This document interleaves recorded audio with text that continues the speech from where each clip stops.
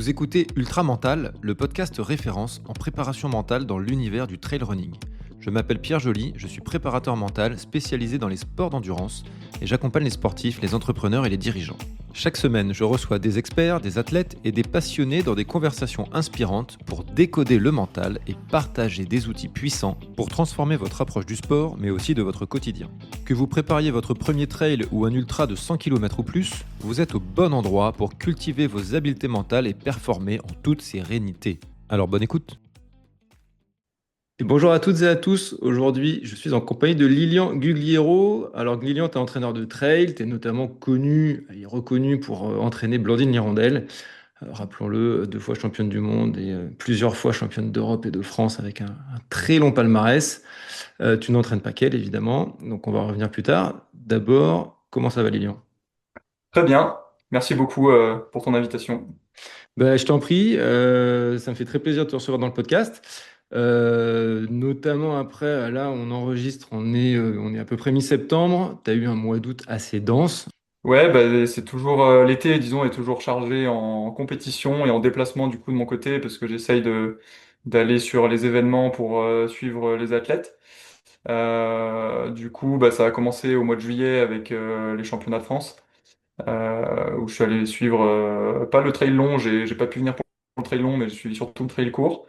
C'était passionnant avec toujours un niveau incroyable. Du coup, c'était beau à suivre et surtout c'était une édition un peu différente des dernières années parce que c'était un format très montagne avec de la haute altitude et puis un ratio kilomètre dénivelé aussi qui était assez important. Et après, ben, au mois d'août, pas mal de boulot, de planification et puis d'adaptation aussi et d'échanges avec les athlètes parce qu'il y avait la semaine UTMB fin août. Du coup, toujours une grosse semaine riche en émotions, faible en sommeil, mais riche aussi en rencontres, en échanges aussi avec tous les acteurs du trail qui sont présents sur cette semaine.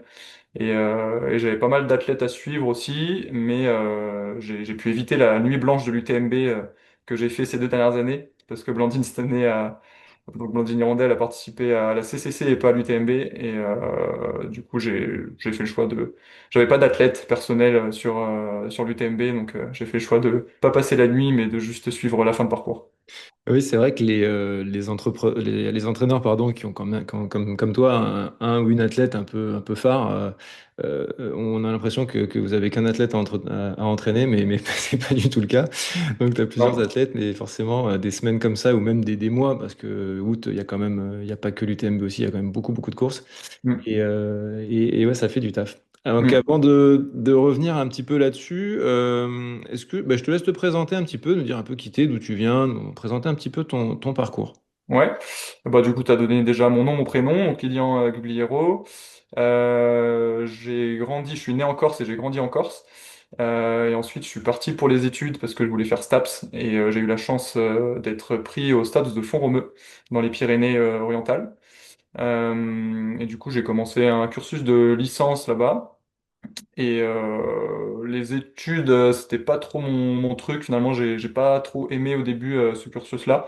Donc j'ai fait un peu une année sur deux en licence. Et il y avait plein d'autres choses qui m'intéressaient. Et notamment, j'étais très passionné par le côté terrain.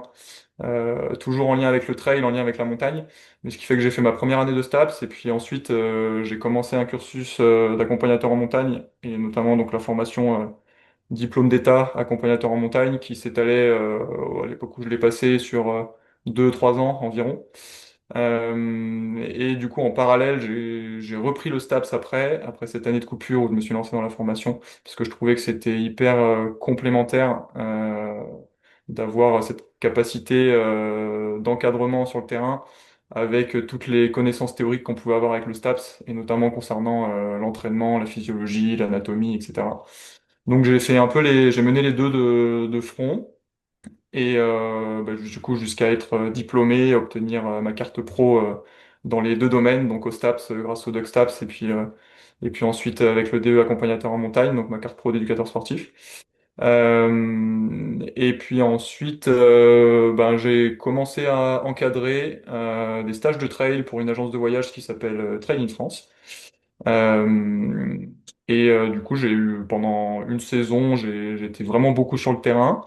Et j'avais mis un peu de côté la partie coaching qui me passionnait dans mes études en STAPS, parce que vraiment tout ce côté encadrement, accompagnement d'athlètes, c'était quelque chose qui me faisait rêver et qui me passionnait déjà depuis longtemps. Déjà quand j'étais au lycée, tout ce qui était planification d'entraînement, déjà je me questionnais beaucoup sur moi, ma pratique et comment je pouvais organiser mon entraînement pour progresser. Mais aussi j'avais des questions des fois de copains, et d'ailleurs c'est les premières personnes que j'ai entraînées, c'était des amis au tout début, sur une feuille de papier, ou en discutant de se dire bon allez, je te conseille de faire ça parce que j'ai vu ça. On a fait aussi des grosses bêtises, hein, mais ça faisait partie du jeu, de l'apprentissage. Et puis ensuite, du coup, ouais, quand j'ai commencé à encadrer en stage trail, ça se passait bien, c'était quelque chose qui me plaisait, mais j'avais mis un peu de côté cette partie entraînement, coaching, et c'était plus pour ma pratique personnelle. Et ensuite, le Covid est passé par là, et donc il y avait plus d'encadrement terrain possible. Et finalement, ça a été une chance pour moi pour la partie coaching, parce que je me suis dit, bah là, j'ai rien de spécial à faire, je peux pas spécialement bosser. Par contre, il y a toujours cette possibilité de bosser en coaching, et donc pourquoi pas ben, me lancer dans cette activité que je peux faire à distance, au téléphone, en visio, etc. Du coup, j'ai lancé ça au sein de la structure Train France. On a développé donc un onglet sur le site internet avec différentes offres, etc.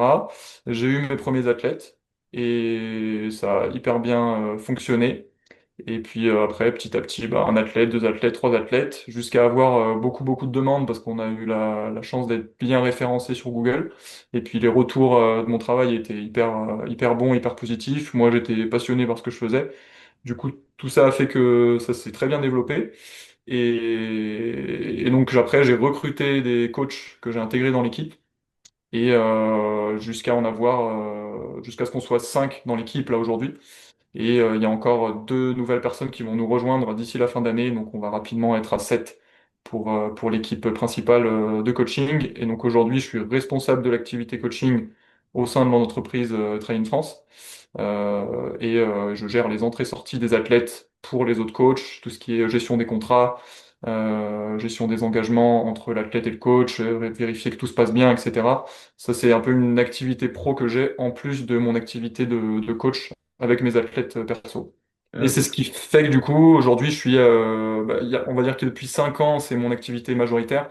Et là, depuis 2 ans, c'est vraiment mon activité exclusive, on va dire, à 100%, parce que cette année, c'est la première année que j'encadre 0 heure sur le terrain. J'ai encadré un stage l'année dernière avec Train France, mais cette année, j'en ai encadré aucun. Et voilà, j'ai bossé un petit peu sur le développement de certains stages, mais je ne serai pas sur le terrain. Ton fonctionnement de coach, du coup, Mm. on va arriver gentiment à la préparation mentale, mais c'est pour expliquer justement comment tu en es arrivé à t'intéresser à ce domaine-là. Ton fonctionnement déjà en tant que coach, t'es connu, on l'a déjà dit, pour entraîner une ou plusieurs athlètes élites, mais en tout cas une qui est très très reconnue, Blandine. Depuis combien de temps d'ailleurs? Là, ça fait 2 ans et demi qu'on travaille ensemble. D'accord. Exactement. Donc depuis 2 ans et demi. T'as pas que des athlètes élites, tu as aussi des athlètes amateurs. Comment tu organises hommes, femmes, trailer, ultra trailer, le niveau, comment tu sélectionnes? Alors aujourd'hui, j'ai des athlètes amateurs, des athlètes élites. J'ai majoritairement des athlètes amateurs. C'est là, dans ce domaine-là, qu'il y a le plus de demandes. Mon objectif à long terme, ça serait de diminuer un petit peu le nombre d'athlètes amateurs pour augmenter le nombre d'athlètes au niveau. Je veux en aucun cas avoir plus aucun athlète amateur. Je trouve ça passionnant de s'occuper de personnes qui ont une vie avec une activité pro, des contraintes vraiment disons, un peu plus importantes autour de l'activité trail à gérer. Je trouve ça hyper intéressant et les objectifs sont tout aussi stimulants. Mais ouais, si je pouvais avoir encore un petit peu plus d'athlètes au niveau, ça serait pas mal. Après, du coup, là, sur mes disponibilités aujourd'hui, tu vois, je prends plus d'athlètes amateurs. C'est des athlètes que j'accompagne depuis maintenant minimum 2 ans, mais voire même plutôt 3 ans. Là, il y en a plusieurs que ça fait 3 à 4 ans là que je les accompagne et qui ils arrêtent pas. On avance ensemble chaque année. Mais là, j'ouvre certaines places uniquement pour des profils qui m'intéressent et qui sont des athlètes au niveau, ou disons des athlètes avec une démarche au niveau et qui se consacrent quasi 100% de leur temps à cette activité, ou qui gardent une petite activité professionnelle en parallèle Mais voilà, c'est un peu des profils. C'est toujours dur de définir, tiens, qu'est-ce qu'un athlète haut niveau, à partir de quand tu fais du haut niveau, À etc. partir de quelle cote on est au niveau, ouais. Voilà, exactement. Du coup, je précise un peu, c'est plus une question de démarche et de potentiel de la personne et aussi de feeling au niveau des échanges qu'on a avant. Tu vois, essayer que mon approche, elle colle avec la sienne quand j'explique un petit peu comment je fonctionne en termes de communication et tout. Il faut que ça soit relativement fluide. Et sur la répartition homme-femme, ça c'est pas spécialement choisi de mon côté. J'ai de plus en plus de femmes qui viennent vers moi, du coup bah, lié si je pense à la communication qu'il y a eu avec Blandine, plusieurs interviews aussi que j'avais faites où j'ai mis en avant la prise en compte du cycle menstruel par exemple dans l'entraînement et pas mal d'autres choses qui sont un peu liées aux spécificités féminines. Voilà. Mais sinon j'ai pas de spécialité ou de préférence entre hommes et femmes. Justement, là, je pense à un truc quand tu as parlé d'athlètes au niveau. C'est pas facile de savoir bah, qui est au niveau, qui est pas au niveau, athlète élite, pas élite. Mm, Professionnel, il y en a très très peu. Donc professionnel, ça veut dire qu'ils vivent. Enfin, quand je vais le dire là, pour moi, ça veut dire qu'il vit à 100% de son mm, métier de coureur ou de coureuse. mm, Beaucoup s'accordent à dire que c'est mieux, entre guillemets, le double projet. Un job à côté, ou des boulots qui prennent beaucoup de temps. Je pense à Agnès Rousset ou même à Blandine. À un moment, mm, enfin, ils ont des métiers. mm. Voilà, c'est pas du 10-12 heures par semaine, hein, c'est lourd, il y a une charge mentale énorme.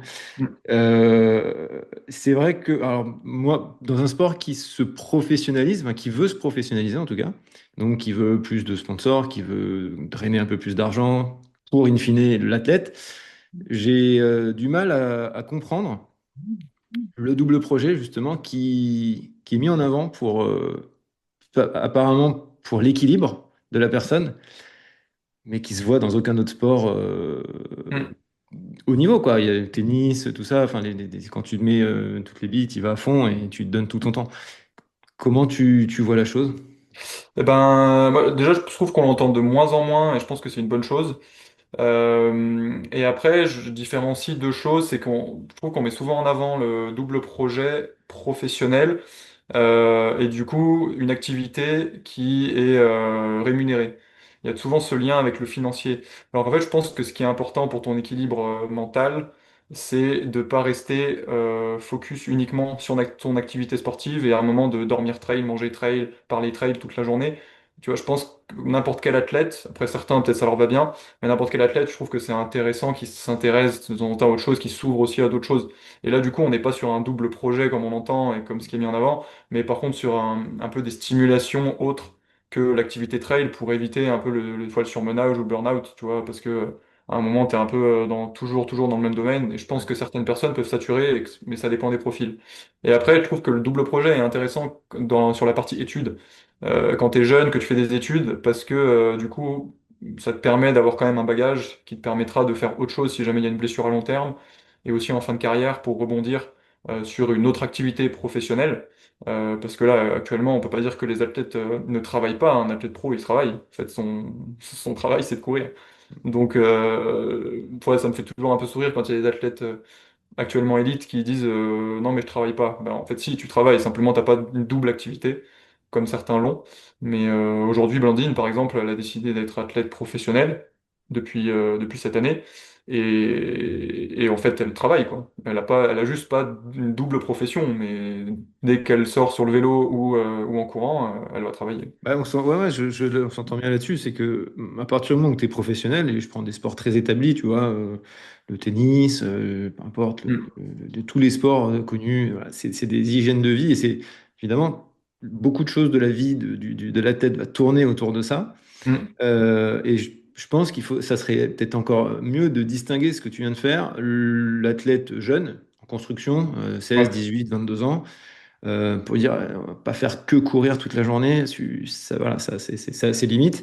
Mm, Donc, continuer à faire des études, ce qui existe aussi mm, ce qui peut exister dans les autres sports avec des facilités de faire son bac ou ses diplômes un peu plus un temps un peu plus rallongé. Mais bon, bref, oui, oui, c'était sur ce côté mm. double projet. Je pensais aussi, tu vois, il y a Baptiste Chassagne qui communique aussi pas mal Oui. là-dessus. Mm, C'est un coureur professionnel. Il a une stimulation intellectuelle mm, différente avec une autre activité, l'écriture, tout ce qui lui parle à lui. et ouais, son métier, sa profession, c'est de courir, quoi. Et Ouais. de se reposer, de courir et d'être le meilleur, quoi. Bah ouais, bah après voilà, j'ai pas tous les détails de Mais sa voilà, vie j'ai pas non le plus. concernant, mais en effet, moi c'est des gens que je vois professionnels et après ce qui est clair c'est que pour exploiter un moment ton plein potentiel et si on veut que le niveau augmente, il faut que les athlètes ils mettent un maximum de leur énergie dans l'activité. Il y a le même sujet avec la communication, tu vois, où on demande aujourd'hui aux athlètes d'avoir un double projet d'influenceur en gros Ouais, et d'athlète, ça c'est un autre problème. ouais. En fait, toute l'énergie que tu mets pour communiquer, tu la mets pas dans l'entraînement. Donc à un moment, il faut savoir si on veut que les athlètes soient à leur plein potentiel et qu'ils se consacrent à leur performance ou si on veut qu'ils se consacrent à la communication, quoi.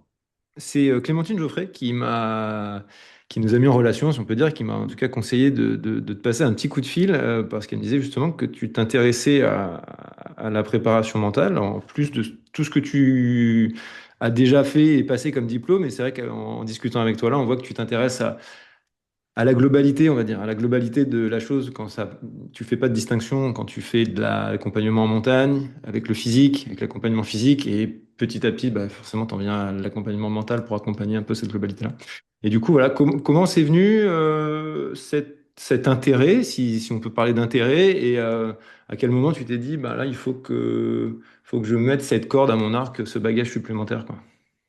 Bah, cet intérêt pour le mental, je pense qu'il finalement, je m'en suis rendu compte après qu'il est venu dès le début de ma pratique sportive, parce qu'à partir du moment où tu commences à te remettre en question, je pense, sur qu'est-ce qui se passe dans ton corps et que tu commences à te focaliser sur certaines sensations, notamment bah, la respiration par exemple, les douleurs musculaires, etc.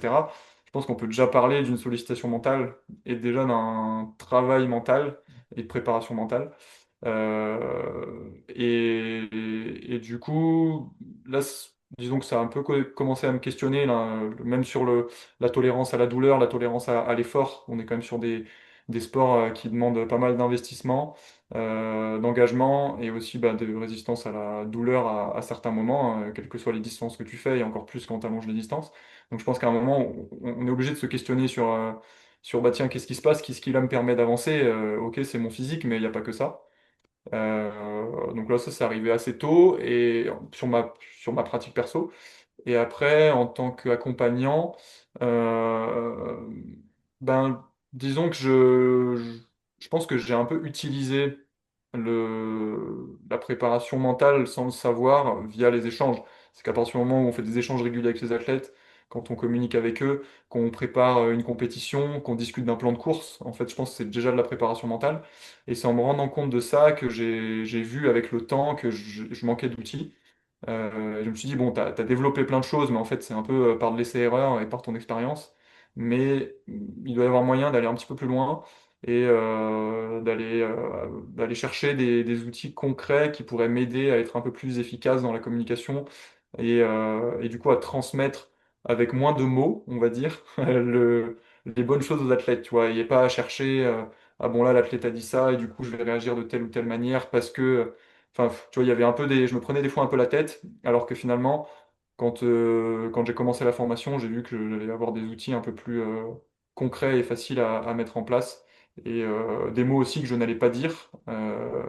Et ça, c'était un peu compliqué. Ce qui m'a vraiment boosté pour faire ça, c'était surtout les échanges d'avant-course, notamment avec Blandine, ou avec d'autres athlètes au niveau, qui vont un petit peu plus dans le détail, qui vont un peu plus te titiller des fois sur certaines choses. Et du coup, là, tu as des échanges avec eux dans les 48-72 heures avant la course qui sont hyper importants. Et je me disais, là, en fait, il faut absolument que tu te formes en psychologie et préparation mentale parce que si t'es pas sûr, ne dis rien. Mais à un moment, si tu peux, ça serait mieux que tu arrives à leur donner des choses intéressantes, quoi. Et donc, suite à ça, ben, je me suis lancé dans une formation avec Transfert, qui est une formation en psychologie et préparation mentale du sportif. Et là, je suis sur la fin de la certification. Donc, d'ici fin d'année, je devrais être certifié si tout va bien. Et j'ai vu vraiment un avant et un après formation. Oui, c'est ce que j'allais dire. Bah, tu es presque au bout de la formation. Évidemment, tu te sers déjà, j'imagine, de ce que tu as appris en formation. Mm. Comme toi, tu es en temps réel, hein, tu appliques immédiatement ce que je pense que ce que tu Exactement. apprends. Et notamment, je rebondis sur ce que tu as dit, les échanges avec tes athlètes. On a pu voir dans un très joli film là, qui est sorti sur YouTube. C'était sur Kilomètre zéro. Ouais, exactement. C'était sur les France, non? J'ai un truc. Ouais, alors c'était sur ouais, j'ai une partie de l'année de Blandine l'année dernière avec D'après-blessure? ouais, c'était ça, le retour de blessure, le retour de fracture de fatigue et la victoire au championnat de France et jusqu'au championnat d'Europe où elle fait vice-championne d'Europe. Donc voilà, effectivement, tu passes beaucoup de temps avec tes athlètes. Bon, alors, tu penses pas le même temps avec tous les athlètes qu'avec Blandine, ça c'est sûr. Mais il y a beaucoup d'échanges et on comprend effectivement l'aspect psychologique que tu peux avoir à certains moments. Et d'ailleurs, comment est-ce que tu t'es, je sais pas, avant ça, tu t'étais déjà posé la question de te dire, ok, l'athlète, je l'ai entraîné entre guillemets parfaitement. Enfin, tout est rentré comme c'était prévu sur le papier ou avec des ajustements, mais en tout cas. L'athlète n'est pas blessé, on est monté, son pic de forme, voilà, la fatigue a eu lieu, L'affûtage, l'affûtage comme il fallait, ouais. et il est dans son pic de forme, ou elle est dans son pic de forme, c'est bien, mais ça s'effondre un petit peu 2, 3 jours avant la course, ou 3 heures avant la course, parce que mentalement, il y a quelque chose qui va pas. Tu as déjà eu ce cas-là, enfin là, je fais un gros trait, hein, mais... Ouais, alors j'ai jamais eu trop le juste avant la course, toi le 2-3 heures avant la course. Par contre, c'est arrivé régulièrement, ça arrive encore aujourd'hui, hein, que ça s'effondre dans les, tu vois, dans les 2 semaines avant. Il y a un peu une période là où justement quand tu finis les derniers blocs, que tu commences l'affûtage, Avec la là on se dit fatigue. bon, ouais j'ai fait le plus dur, tu vois, il y a un petit relâchement, il y a une remise en question, tu passes moins de temps à l'entraînement, du coup tu as plus de temps pour penser. Et c'est là je pense qu'il faut être présent, qu'il faut avoir les bons mots. J'ai des exemples d'athlètes, notamment Johan Bojar là, qui s'est qualifié grâce au championnat de France où il fait quatrième. Là, il s'est qualifié en équipe de France. Et lui, on a beaucoup, beaucoup d'échanges par téléphone, où soit souvent quand on s'appelle, ça va durer environ 1 heure.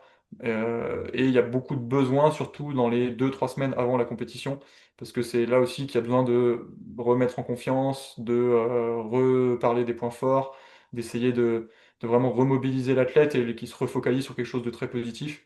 Et chose qu'on a moins besoin de faire à distance des objectifs, bah, déjà parce qu'il a moins le temps de psychoter, on va dire. Et puis aussi parce qu'il se pose moins de questions et il se dit toujours j'ai le temps. Et en fait, quand on arrive dans les 2 semaines avant l'objectif, on a un peu moins ce temps pour se changer. Et on se dit, bon, bah là, je suis tel que je suis aujourd'hui. Mm. Il y aura une petite évolution de mon physique d'ici la compétition. On va pas se métamorphoser non plus. Et du coup, ça met toujours un petit peu de pression et d'anxiété, quoi. Ouais, ça doit être impressionnant justement de voir cette peur remonter parce que comme tu dis, le physique, on l'a construit. Mm, Maintenant, les 2, 3 semaines qui restent, c'est pour justement pour faire baisser la fatigue. mm. Et qu'en baissant la fatigue, bah, voilà, les douleurs arrivent, il y a le corps qui se réveille un petit peu et qui fait comprendre qu'on était allé un peu, qu'on est allé un peu chercher, voilà. Mm. Mais Et le mental peut fortement impacter justement aussi la fatigue et la récupération. Donc, c'est des conversations qui, je pense, sont hyper importantes à avoir. Et généralement, je suis toujours disponible dans ces périodes pour échanger, pour écouter, pour que l'athlète puisse aussi exprimer ce qui l'angoisse, quoi. Et est-ce que justement, bah, ça faisait partie de mes questions, c'est pas facile d'aborder certains points. On va parler de psychologie, on va parler de problèmes pas mentaux, mais c'est pas de problèmes mentaux psychiatriques, hein, j'entends, hein, mais euh, comment, est-ce que toi tu fais plutôt tu laisses la porte ouverte si l'athlète a besoin de te parler? Et est-ce que ça t'arrive aussi d'initier la conversation? Par exemple, je sais pas, tu t'es rendu compte que l'athlète était friable pour X ou Y raison, mais lui, il n'en a pas forcément conscience. Mm. Encore une fois, c'est un exemple comme ça. Si tu en as d'autres, tant mieux. Et c'est toi qui vas initier ça. Et comment tu le fais si ça t'arrive? Et ben ouais, je fonctionne beaucoup par le questionnement. Ça, je le faisais déjà beaucoup avant, et puis suite à la formation, je le fais encore plus Hmm. pour que ça soit l'athlète qui prenne conscience Ça. de ses pensées, et puis aussi ouais, voilà, qu'est-ce qui à un moment lui fait peur, pourquoi, tu vas beaucoup questionner sur le pourquoi, et aller assez loin là-dedans, et finalement tu vas dédramatiser un petit peu le problème. Euh, mais ça, faut voir que moi je l'intègre un petit peu, cette approche qu'on peut appeler approche de préparation mentale, je l'intègre dans mon coaching, mais à aucun moment, pour le moment, du coup, je fais des séances de préparation mentale avec mes athlètes. C'est-à-dire que ça vient un peu en complément. Et j'aime bien que dans mon travail, que ce soit sur la préparation physique, notamment du coup la musculation, ou la préparation mentale, travailler en collaboration avec d'autres professionnels pour que les athlètes n'aient pas à faire qu'à moi, mais que chaque spécialiste puisse gérer aussi sa partie. Donc, ce que j'adore aujourd'hui, c'est que moi, j'ai plusieurs cordes à mon arc et j'arrive à apporter des choses en préparation mentale Mais je reprends l'exemple de Johan Bojar, par exemple, parce que on parle beaucoup de mental avec lui. Et voilà, j'échange avec lui et je lui donne des outils et je le questionne avec toutes les connaissances que j'ai. Mais derrière, il a aussi un accompagnement et une collaboration avec une préparatrice mentale, avec qui moi j'échange aussi, je peux échanger régulièrement. Et ça, je pense que c'est bien, parce que moi, il n'a pas qu'un interlocuteur, et je sais qu'il y a une personne dédiée qui va mettre toute son énergie professionnelle Mm. sur ce côté mental. Et moi, je pense que c'est pas mon rôle de tout gérer. Donc, j'utilise ça, mais ça reste toujours un complément de mon activité de coach physique. Oui, ça te donne, comme tu dis, la sensibilité de sentir Oui, un peu mieux et ouais, d'avoir les mots ou pas les mots, justement, de exactement, savoir ouais. où te placer et de pouvoir Mm. réorienter vers la bonne personne quand voilà, bah, c'est pas ton Ouais. métier Et de base. Donc, puis, ouais, exactement. Et puis même la globalité, tu vois, associer le mental avec le physique. mm, Ça, c'est un truc que là, du coup, la préparatrice mentale ne peut pas faire parce qu'elle n'a pas toutes les données d'entraînement, mm, elle a pas toute la visibilité que j'ai, moi, quasi quotidiennement sur ce que fait l'athlète, ce qu'il met en place, à quel moment il a été malade, à quel moment il a un peu perdu confiance, à quel moment il a repris confiance. Généralement, les échanges en préparation mentale, ils sont un peu moins fréquents que les échanges que j'ai moi en tant que coach. Donc, c'est clairement un énorme plus et je veux continuer à l'utiliser. Mais je vais jamais dire à l'athlète, bon, aujourd'hui, séance d'une heure de prep mental, quoi. Je ok. pense que c'est pas mon rôle. Mm. On y vient des fois un peu indirectement, mais c'est pas l'idée de base, quoi. Est-ce que tu as remarqué des sujets qui reviennent souvent ou qui ont vraiment de l'impact ou pour les athlètes ou avec du coup des techniques que tu vas utiliser? Tu as parlé du questionnement, mais du coup, est-ce qu'il ouais, il y a des sujets récurrents ou sur lesquels tu travailles avec les athlètes particulièrement? Oui, bon alors déjà la confiance en soi. Et Et oui, puis ça boîte des machines, ils n'ont pas confiance, hein, c'est terrible. non, non, ça c'est loin de là. Loin de là. J'ai des athlètes amateurs qui ont des fois plus confiance que des athlètes au niveau. Mais voilà, c'est pas. Après, ils ont aussi pas confiance à certaines périodes. Ça veut pas dire que le jour de la course, ils ont pas confiance. Ouais, bien sûr. Attention, voilà. Mais en tout cas, oui, ça peut être surprenant des fois, mais c'est carrément vrai. Alors, je le répète en boucle, mais aux personnes que je coach qui sont des athlètes amateurs, et je leur dis, mais vous avez peut-être plus de confiance que celle ou celui qui va gagner la course. Et on peut pas, en fait, on n'arrive pas à y croire quand on est dans le milieu du peloton. On se dit que celui qui joue le top 3, c'est Robocop, quoi. C'est le Mhm. cerveau, Ah machine de non. guerre, qui a pas mal, qui souffre pas, qui a aucune pensée parasite. Et Mhm. c'est trop marrant. Mais je le répète en boucle que c'est juste pas du tout vrai, quoi. Ouais. Bon, en tout cas, à la base, c'est pas ça. Après, Le ça but. peut se construire, quoi. Et je pense Mm. que tout athlète au niveau réussit aussi à travailler là-dessus et à le construire pour que le jour de la course, ça soit le cas. Et donc, bah, tout ce qui est confiance, on en parle énormément. Et le but, c'est pas de dire, t'inquiète, ça va le faire. Mais tu vois, mais d'apporter du contenu, apporter Mm. des justifications qui apportent confiance à l'athlète. Et notamment, bah, le faire identifier ses points forts. Ça, c'est quelque chose que je fais soit via une question je demande à l'athlète d'identifier ses points forts, soit, voilà, je donne des exemples, hein, mais soit aussi via un petit peu dans la conversation. Je vais dire, voilà, bah là, tu as tel et tel point fort, du coup, qui peuvent compenser ce qui, toi, t'angoisse en tant que point faible, et ce qui te fait dire que tu peut-être pas le niveau pour être là. En fait, non, t'inquiète pas, là, il y a tel et tel point fort, on explique pourquoi. Pourquoi moi j'estime qu'il y a tel point fort, généralement j'ai des données pour le prouver. Et une fois qu'on a mis tout ça en avant, à la fin de l'échange, généralement l'athlète ils sont un peu plus en confiance. Voilà, c'est un exemple un peu de ce que je peux utiliser et je peux intégrer dans mon accompagnement. Et ensuite, il y a beaucoup toute la partie préparation de course qu'on fait et que j'ai fait un peu évoluer aujourd'hui avec quelque chose d'un peu plus détaillé que ce que je faisais avant, avec un tableau avec plusieurs colonnes. Je vais notamment noter un peu les sensations recherchées par section, les points forts par section, y associer un ressenti d'effort par section. Beaucoup de choses basées sur les sensations et ensuite sur ce tableau on peut y ajouter aussi des données d'entraînement comme des zones de fréquence cardiaque. Euh, mais c'est beaucoup de la sensation avec des douleurs musculaires, un peu des repères au niveau respiratoire. Voilà, plein de choses comme ça qui sont associées sur un même tableau et qui nous permettent d'avoir un peu une vision globale de ce que l'athlète va vivre en course. Et indirectement, ça fait un peu une visualisation, même si, bon, visualisation, fait qu'on va beaucoup plus loin et là, on est sur une séance à part entière Mm. de préparation mentale. Mais déjà, ça prépare vachement l'athlète. Donc ça, c'est quelque chose que je faisais avant. Mais avec juste, par exemple, le ressenti d'effort par section. Et maintenant, suite à la formation, tu vois, je vais un petit peu plus loin sur les sensations recherchées, Mm. aussi les pensées parasites qui peuvent apparaître par section. Mm. Et du coup, vraiment aller dire, bon, là, le but, c'est pas de nier le pire, mais plutôt de s'y préparer et de se dire, bon, là, qu'est-ce qui peut s'y passer et comment tu vas répondre à ces pensées parasites via du coup des pensées parades et puis ce qui est assez connu en préparation mentale, les pensées parades qui permettent de remplacer les pensées parasites. Tout ça, c'est quelque chose que j'ajoute un petit peu plus si l'athlète ne l'a pas travaillé en parallèle avec un ou une préparatrice mentale. Ok, et tu sens que ça fait, sur les athlètes avec qui tu as fait ça, qu'il y a un avant-après, enfin, que c'est bien accueilli, je veux dire, par l'athlète. Mm. Ouais, clairement, clairement. Et tu vois, chose que j'avais beaucoup plus une vision ultra positive, tu vois, de la chose, où je disais, avant la course, il faut rester sur le positif, le positif, le positif. Mais en fait, du coup, quand le négatif arrivait, je pense que l'athlète n'était pas totalement prêt à le gérer. Mm. Et là, de se dire, bon, ouais, et là, s'il se passe ça, qu'est-ce que tu fais, tu vois? Si à un moment, je sais pas, ouais, bah là, tu t'avais prévu dans ta tête être classé à telle place ou être dans tel groupe, et là, tu n'y es pas, tu vois, qu'est-ce que tu fais?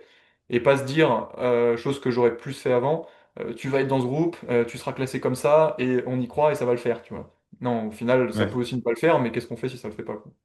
Bah, là, pour le coup, je pense qu'on a tous, enfin beaucoup en tout cas, ont été pris par cette vague de la pensée positive. Ça, c'était un peu dans le Mm, dev perso d'il y a une quinzaine d'années mm, où exactement. on allait à fond là-dedans. Non, la pensée créatrice, si tu penses que tout va bien, tout ira bien.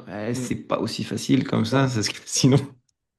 C'est pas mal, la base est pas mal, mais faut nuancer un peu les propos, quoi. Bah, faut nuancer évidemment. Il y a des exercices excellents et Benoît Gandolfi qui avait tenté le record de 24 heures avait préparé une de ses tentatives avec un préparateur mental et il avait fait l'essai sur des côtes, sur des ascenseurs là qui faisaient en boucle de faire une montée avec des pensées pourries, vraiment très négatives, se forcer à penser à des choses très négatives Mm, et ensuite switcher sur des pensées la descente, la montée d'après sur des choses très très très positives et de le faire ressentir à lui ce que ça faisait en fait.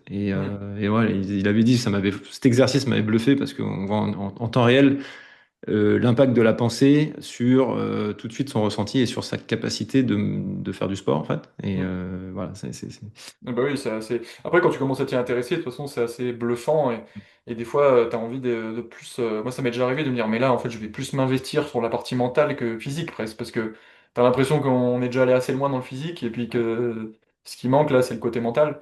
Même si voilà, les deux sont complémentaires et je pense que tout ce qui est un peu exclusif et extrême dans un domaine ou dans l'autre sera pas bon. Mais en tout cas, cette globalité que je recherche, je pense que c'est un petit peu la clé de la performance. c'est intéressant, c'est le côté différenciant. Enfin, tu vas rencontrer évidemment, on va avoir des grands thèmes qui reviennent assez souvent, mais chaque personne est différente, chaque athlète est Mm, différent. Et tu as parlé de Johan Bojard, je le connais peu, mais on sait que c'était un comment dire, des pépites du trail il y a quelques années. Maintenant, il a un peu grandi quand même. Euh, Content de le revoir revenir à un gros niveau parce qu'on sait qu'il a un gros niveau et dans quelques interviews on en comprenait que voilà il y avait des tourments et ça passait pas au-delà quoi et du coup mm, bah, ça le bloquait un petit peu, pas avoir mm, beaucoup mm. et je pensais à quelqu'un comme ça par rapport à j'ai beaucoup entendu Ben Diman et là Ouais. j'ai été pris pris d'amour pour ses discours. J'exagère évidemment mais par le style en fait du bonhomme Mm, et ben, tu vas pas forcément coacher Johan Bojar et Ben Diman de la même manière, mm. parce que Ben Diman, il te dit, bah, au départ de l'UTMB, j'étais plutôt relax, j'étais à 80 battements BPM sur la ligne de départ. Je pense qu'il n'y en a pas des masses à 80 BPM sur la ligne de départ.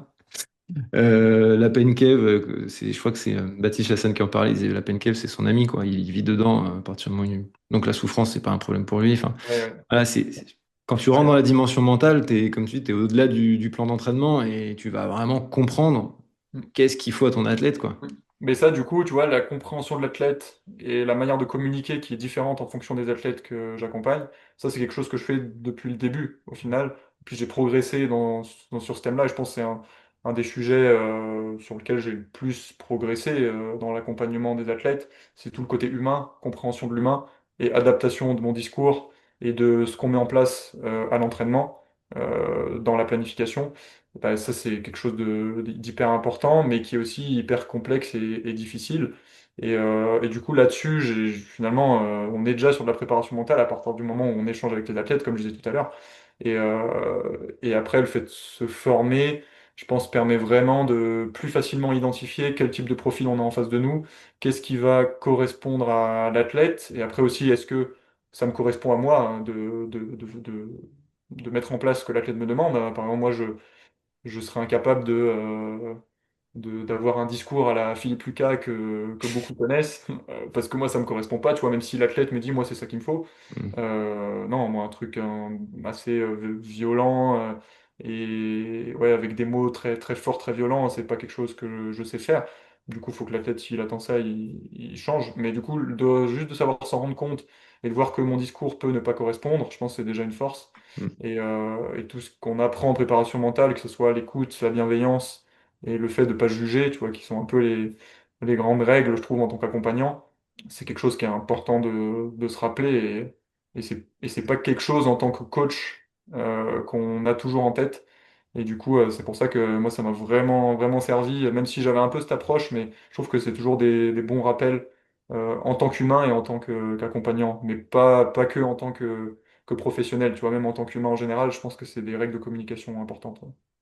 Ah oui, bah carrément. Et bah, il y a toujours c'est ce qu'on dit au coaché, c'est qu'il y a comme le double projet, c'est qu'il y a un double bénéfice quand tu fais de la préparation mentale pour un sport, peu importe lequel, ou pour ton métier. Si tu es un coach d'entreprise, bah, t'en bénéficies pour ta vie en général, hein, pour ta vie globale, hein. On n'est pas des êtres différenciés, on se transforme pas quand on enfile un costume ou une Mm. tenue de sport.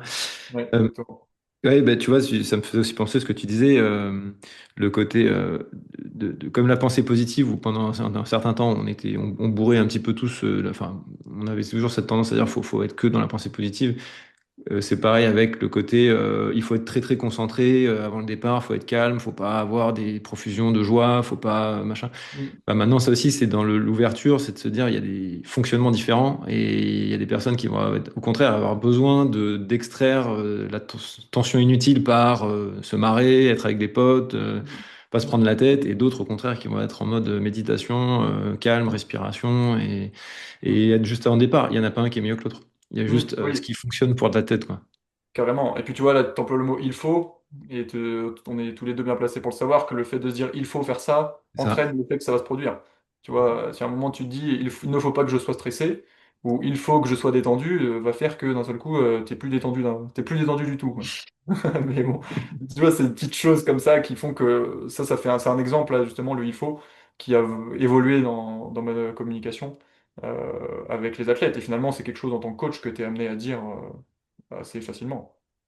C'est clair, c'est clair. Est-ce que tu vois une différence, enfin comment dire, la préparation mentale elle se démocratise tout doucement dans le trail. Alors en France aussi, hein, parce que on en parle moins que dans les pays anglo-saxons depuis moins longtemps, et donc ça se démocratise. Comment tu sens le truc dans le microcosme du trail? Comment c'est accueilli? Je pense que ça évolue positivement, c'est-à-dire que c'est plutôt bien accueilli.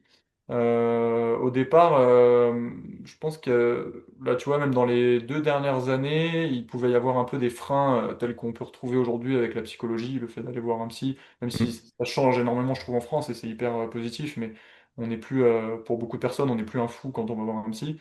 Et là, pour la pré mentale, c'est un peu pareil, voire même des fois, ça permet d'avoir une ouverture sur le travail sur soi avant que les préparateurs mentaux orientent vers la psychologie, parce qu'à aucun moment, même si moi j'ai fait une formation en psychologie et préparation mentale, je vais faire de la psychologie. J'ai pas du tout les compétences de faire des thérapies, etc. Donc il faut aussi être capable de réorienter les personnes. Et du coup, tu vois, en France, je pense qu'aujourd'hui, là, il y a pour objectif, comme pour les coachs, d'essayer que la profession soit davantage reconnue et via les diplômes notamment. Et ça, je pense que c'est une bonne chose aussi, parce qu'aujourd'hui, la préparation mentale, elle n'est pas reconnue, c'est-à-dire que n'importe qui peut se mettre à faire la préparation mentale. Et donc, je pense qu'aujourd'hui, il faut faire attention et faire du tri sur tout ce qui est fait. Et même certaines formations qui peuvent paraître certifiantes, diplômantes, il faut aussi un petit peu creuser pour voir ce qu'ils mettent en place et si réellement c'est une formation qui est bienveillante et puis qui respecte un peu les limites du préparateur mental par rapport au psychologue. Voilà, tout ça, je pense que ça manque d'un peu de cadre en France. et c'est en train d'évoluer. Mais par contre, vis-à-vis des athlètes, je pense qu'il y en a de plus en plus qui en font, et c'est même pas, je pense, c'est le cas. Mm. Et c'est une bonne chose pour notre sport, c'est une bonne chose pour l'équilibre aussi des athlètes et des êtres humains en général. Et ensuite, pour la partie profession, je pense qu'elle va se professionnaliser avec le temps. Et les gens vont de plus en plus se former, et puis on aura sûrement des obligations de diplôme pour la suite, et ça évitera de faire du tri au milieu de plein de gens qui vendent de la préparation mentale sans forcément avoir les compétences ou les diplômes. Puis ouais, je pense aussi que il y a le côté aussi pour les personnes qui en bénéficient, c'est le côté un peu éducatif. Mm. On entendait, et on entend encore, hein, mais on entendait beaucoup dire, bah, on peut parler de notre sport, du trail. Moi, je suis dur, je suis quelqu'un de dur, je fais des entraînements de malade, j'ai pas peur, quoi. J'ai pas Mm. peur, j'ai pas besoin de préparation mentale, quoi. Je sais que je ferai, j'irai au bout de ma course, c'est pas le problème. Et par l'éducation de la chose, par en parler, bah, d'où moi, ça a été de faire un podcast là-dessus, c'est d'apporter tout le panel parce qu'il y a beaucoup de choses. Il y a énormément de choses dans la préparation mentale. On va pouvoir aider l'athlète sur des plans complètement différents et Mm. c'est justement de faire rentrer ça petit à petit dans les têtes que c'est pas exactement comme tu parlais de la psychologie. On n'a pas besoin, on n'est pas un malade mental quand on va voir un psychologue. Idem, si je vais voir un préparateur mental, c'est pas parce que je suis faible. Mm. C'est un peu pour moi, c'est Clairement. un peu la même chose, quoi. Ouais. Et puis en plus, en préparation mentale, on est beaucoup sur de la technique, des outils, des exercices qui se rapprochent beaucoup, au final, en termes d'approche, de ce qu'on peut mettre en place avec des séances d'entraînement. Euh, Absolument. Tu mets Ouais. en place une séance dans un objectif, dans un but de travailler telle qualité. Finalement, en préparation mentale, on est beaucoup là-dessus. Si à un moment, il y a d'autres freins, tu vois, dans les sports à rapport poids-puissance comme la course à pied, on peut avoir des soucis au niveau alimentaire, notamment l'anorexie, etc. À un moment, le but du préparateur mental, c'est pas du tout de gérer ça. Là, on est sur de la psychologie. Ouais, c'est Mais par d'orienter vers contre, le c'est spécialiste, quoi. ça. Ouais, exactement. Mais par contre, pendant les entraînements, pendant les compétitions, aller aider l'athlète à se questionner sur telle et telle chose et mettre en place tel exercice pour que son mental puisse résister à l'effort et lui permettre d'atteindre son objectif. Bon, ça, c'est plus de la technique de préparation mentale. Ouais, 100% d'accord. Ouais. Ok, bah on arrive gentiment à la fin de mes questions. Si tu avais là, si tu devais choisir je sais pas, une technique pour un athlète qui connaît pas la préparation mentale et à qui lui dirais, bah essaye ça, ça serait quoi? Une seule. Une seule, je dirais la pleine conscience. Ok. La méditation, la respiration. Alors, pleine conscience, plutôt dans le cadre de l'entraînement. Comme je disais tout à l'heure, j'aime bien que ça soit quelque chose de global et d'intégré dans la pratique. Ok. Et du coup, la pleine conscience, je l'utilise tous les jours avec les athlètes finalement, sans même leur parler de pleine conscience, hein, pour pas les effrayer. Non, je sais, ouais, ils ne sont pas tous effrayés par le mot, mais disons qu'indirectement, c'est de la pleine conscience quand tu dis à un athlète là, tu vas faire une séance au tempo. Tempo, ça veut dire qu'au niveau respiratoire, tu as telle sensation. Du coup, l'objectif, c'est que tu te concentres sur ta respiration et que ce soit en lien avec un ressenti d'effort sur une échelle de 1 à 10. Tu vois, on a un point de focalisation. L'athlète est focalisé sur sa respiration, il est concentré. Au final, indirectement, c'est de la pleine conscience, quoi. Et il court en pleine D'accord. conscience, du Hmm. coup. Et ça, je pense que c'est une force pour l'entraînement, mais aussi pour la compétition, parce qu'on parle beaucoup des corrélations des fois entre les sensations et la fréquence cardiaque en sport d'endurance. Et tu parlais tout à l'heure de la ligne de départ de l'UTMB. À un moment, ce qui te permet de te gérer dans des circonstances qui sont complètement différentes de l'entraînement et qu'on n'arrive pas à reproduire à l'entraînement, notamment un UTMB, c'est très dur de reproduire tout ce qui se Hmm. passe autour à l'entraînement, impossible même. Hmm. Et ben, ce qui va être mis au premier plan, c'est les sensations. C'est ça qui va te permettre de gérer. Et idem, quand tu es à la moitié d'un UTMB, à un moment en deuxième partie de course, ce qui va te permettre de gérer ton intensité, c'est ce que tu ressens dans ton corps. Et si à un moment tu l'as jamais écouté, bah, t'as pas les repères et du coup tu es complètement perdu. Et c'est pas moi je crois pas au fait que ce soit sur ce type d'effort les données d'entraînement, l'AFC, les watts, tout ce qu'on veut, qui vont te permettre d'optimiser ton plein potentiel et d'être dans la zone idéale pour performer. Du coup, ouais, je dirais vraiment la pleine conscience qui est du coup assez facile à mettre en place. Vraiment, on part sur un entraînement, on a un point de focalisation. J'ai parlé de la respiration, c'est la chose facile, mais ça peut être ressenti musculaire. On se concentre sur qu'est-ce qui se passe au niveau musculaire, à quel moment j'ai la douleur musculaire qui augmente, Et du coup, ça peut être en corrélation avec les seuils. Et moi, j'aime beaucoup, dans un premier temps, chez les athlètes qui débutent, qui ont aucun repère, même qui débutent pas, mais qui n'ont aucun repère de données, dire, bon, bah là, on fait un test très cadré, on définit des seuils avec des zones de fréquence cardiaque. Et l'idée après, c'est que quand tu es en zone 2, par exemple, tu te concentres sur ce qui se passe dans ton corps. Et ok, là, tu détectes qu'est-ce qui se passe au niveau respiratoire, au niveau musculaire. Et une fois que tu as bien repéré ça, eh ben, on enlève le cardio. Moi, je ne te prescris plus rien au cardio. Et par contre, je vais te dire, bah, tu cours à telle sensation. Et du coup, les sensations qui sont en accord avec cette zone 2. Et on a des athlètes aujourd'hui qui sont capables de courir en zone 2 sans regarder ni la montre ni le cardio, simplement en écoutant leurs sensations. On sait bien que la force du mental et la force du cerveau, elle permet de gérer notre intensité. Et c'est aussi faut pas oublier que c'est le gouverneur central, comme dirait Tim Noakes, qui est un chercheur en physiologie qui a pas mal bossé là-dessus. Et du coup, ça nous permet de. C'est un ordinateur très puissant, encore plus puissant que ce qu'on peut retrouver sur les cardiofréquences-mètres, quoi. Ouais, c'est lui qui décide, hein, de toute façon. Exactement. Mm. Yes, ok, top. Bon, là, la suite de. Alors, on enregistre, comme je dis, mi-septembre, je pense que quand je diffuserai, les mondiaux seront passés. Mm. Donc, je t'imagine en pleine préparation des mondiaux. Exactement. Ok. Du coup, bah, surtout pour là, j'ai qu'un athlète qui va aux mondiaux, c'est Johan Bojard du coup. Yes. Donc ouais, là, tu vois, on est dans la période dont je parlais tout à l'heure où bah, là, c'est dans 2 semaines les mondiaux. Donc on est dans cette période un peu critique de fin de préparation, remise en question, et donc pas mal d'échanges par téléphone, beaucoup là. Et puis préparation un peu de la course, préparation du terrain, de la gestion, essayer de se mettre un maximum dans sa bulle. Tu vois, tu parlais tout à l'heure de qu'est-ce qu'on met en place, de quoi on parle avant les compétitions, et notamment essayer de développer cette introspection, cette confiance en soi dans la compétition pour réussir à faire sa course et pas celle des autres. Ça, c'est un peu la base de la préparation mentale, mais quelque chose qui est très très dur à mettre en place et qu'il faut travailler à l'entraînement et sur des courses de préparation. Donc là, on essaye de tout caler pour qu'il y ait une certaine confiance, pour que l'athlète reste dans sa course. Donc voilà, on est dans cette période Ok. avant mondiaux. Mais pas facile justement, non, j'en ai déjà parlé avec d'autres invités, ce côté, on n'est pas dans un sport de confrontation directe, mais on l'est quand même, à certains moments de la course, et puis en fonction des distances, bon, on est encore plus dans la confrontation quand on fait un trail court que quand on fait un 100 miles. Mm, mm. Mais il y a forcément un moment où on rentre en confrontation quand même, même sur un 100 miles. Voilà, donc c'est hyper, je trouve que c'est très fin justement ce jugement entre je reste dans ma bulle, mais tout en gardant un œil sur ce qui se passe quand même. Enfin, Ouais. c'est vraiment pas facile. C'est dur, ouais. Et puis toujours la question de est-ce que les autres quand même t'aident à repousser tes limites? Mm. Normalement oui, et je pense que ça dépend aussi des profils. Il y a des gens tout seuls, Oui. tu les vois en séance à l'entraînement, ils sont toujours en dedans, et puis dès qu'il y a du monde, ils arrivent à se dépasser. Dès Mm. qu'il y a un dossard, ils arrivent à être une autre personne. Tu vois, Lucas Blandine, je pense que c'en est un bon, hein. Elle a des performances en compétition qui sont et avec un dossard qui sont plus élevés que ce qu'elle peut faire à l'entraînement, hein. Donc, c'est que à un moment, les autres sont aussi un boost énorme, que ce soit les spectateurs, que ce soit les concurrents.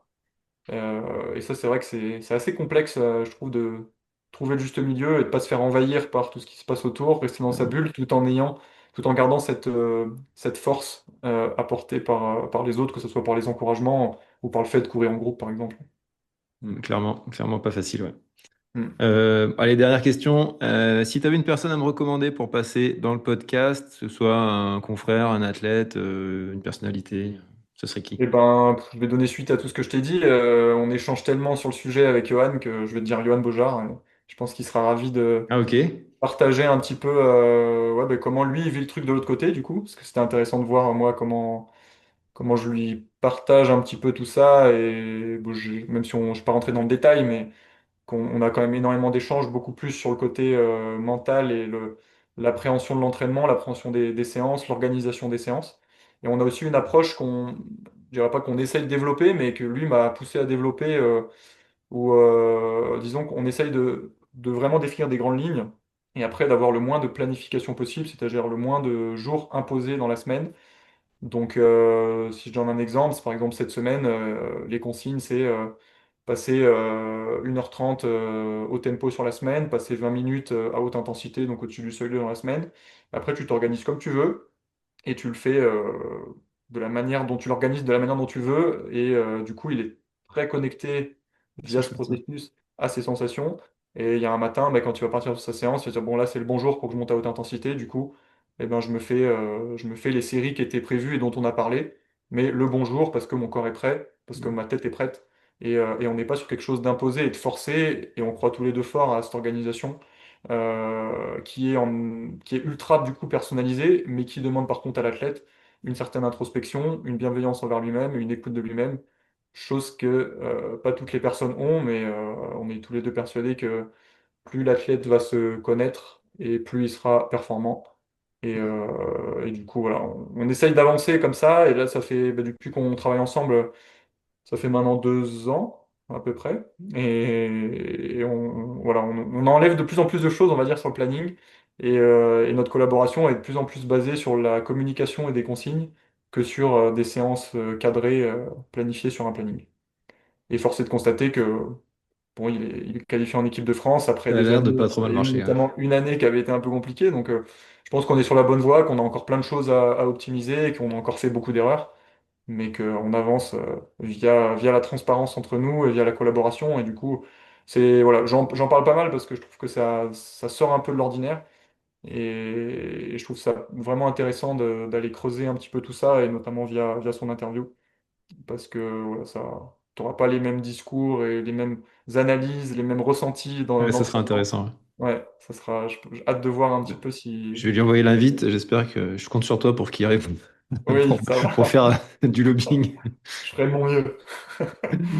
Ok, bah écoute, merci beaucoup Lilian. Je pense qu'on pourrait continuer à en parler très longtemps, mais on va s'arrêter là. Je te remercie pour ton temps. Je te souhaite le meilleur pour toi et tes athlètes sur les courses à venir. Merci beaucoup. À bientôt. Merci Lilian. Ciao. Salut. Cet épisode est déjà terminé. J'espère qu'il vous a inspiré ou apporté des pistes concrètes d'évolution. Si c'est le cas, merci de laisser 5 étoiles sur votre plateforme d'écoute favorite. C'est un geste simple mais tellement important pour soutenir ce travail indépendant et continuer de vous proposer des invités de qualité. Si vous souhaitez aller plus loin et optimiser votre préparation mentale, contactez-moi directement via mes différents canaux. Le premier entretien découverte est gratuit. Pour suivre mon actualité, je vous donne rendez-vous sur Instagram et LinkedIn. À la semaine prochaine dans un prochain épisode d'Ultra Mental.